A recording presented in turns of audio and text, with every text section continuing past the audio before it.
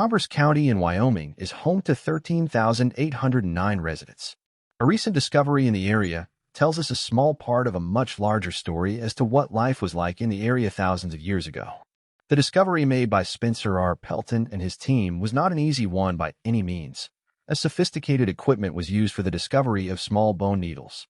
We'll reveal the impact these 32 needle fragments had during the final ice age and why they were so significant, especially for survival purposes in battling the colder climates.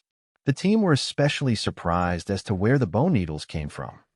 Archaeologists found 32 bone needle fragments at Wyoming's La Preel Mammoth site, a major key as to how Americans survived the last ice age. The archaeologists uncovered 32 needle fragments, all made from animal bones.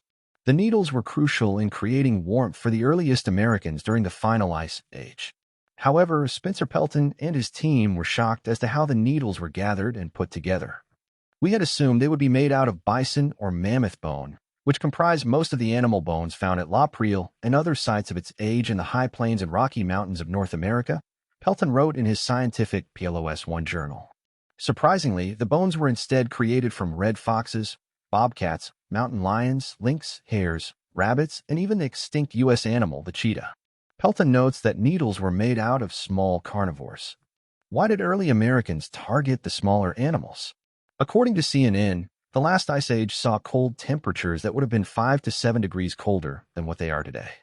In order to survive those climates, garments needed to be tailored properly, which is why the smaller animals were used.